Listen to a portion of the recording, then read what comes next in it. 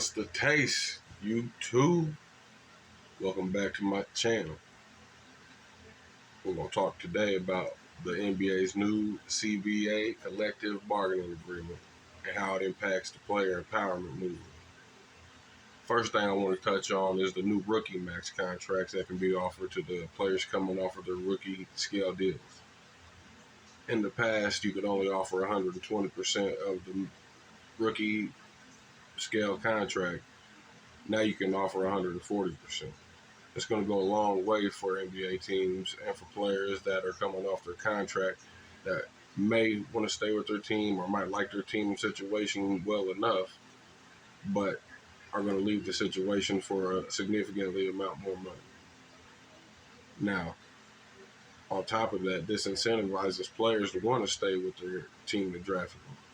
You can look at it from a lot of different angles, but we've seen a lot of players just walk out on the teams because they're unhappy with their situation, or because, again, this is a business, because you can walk away and you can make significant amount more money with a different franchise if you well outplay your rookie scale deal. If you're only making $9-10 million a year on your rookie scale contract and you can only offer 120% of that, but a free agency team can offer you whatever they want in free agency with a free cap space, they can outbid your team to draft because you're set to a scale. You can't offer more than the rookie scale extension if you're the team that drafted the rookie. So 140% takes this and puts a lot more power into the team that drafted the player's hands. I think this is going to go a long way, especially for teams like the Indiana Pacers, my favorite team, because guys like Halliburton that just came off of his rookie scale contract, not only was a monster $260 million contract, but it would have only been something like 200. Could have only offered the 120%. Now, the next thing I'm going to touch on is the cap and the tax. The NBA teams in the free agency now have new tax and cap rules that they got to abide by. There's now aprons for teams that usually spend well over the hard cap. Now, you can't just go out and spend a bunch of money and put a bunch of super teams together without repercussions.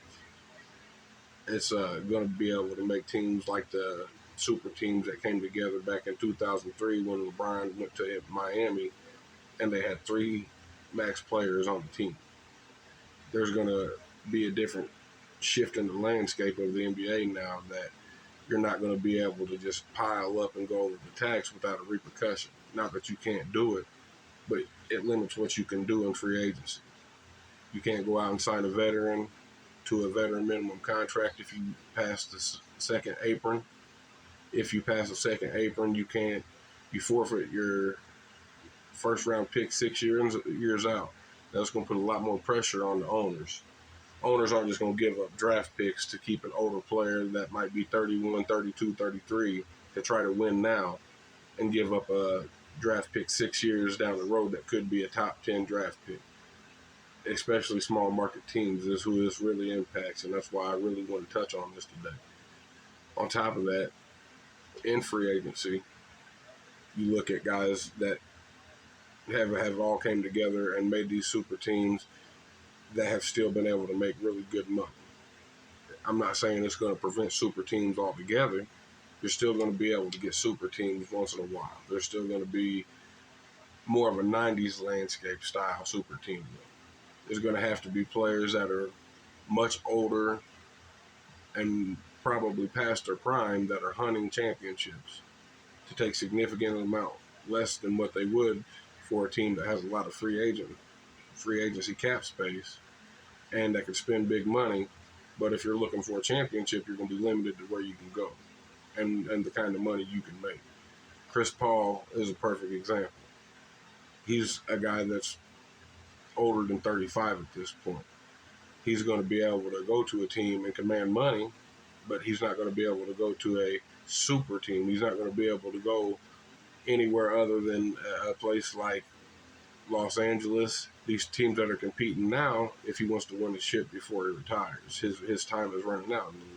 So chances are he's probably going to end up having to take a lot less money, like guys like Gary Payton did to come to the Lakers in the 2000s. One more thing I want to touch on is James Harden. With this new CBA, it's really going to affect how guys like James Harden are handling their situation. He's not going to be able to get away with this, I don't think, if the NBA sticks to their guns and they're really going to discipline and hold players accountable for pulling moves like this.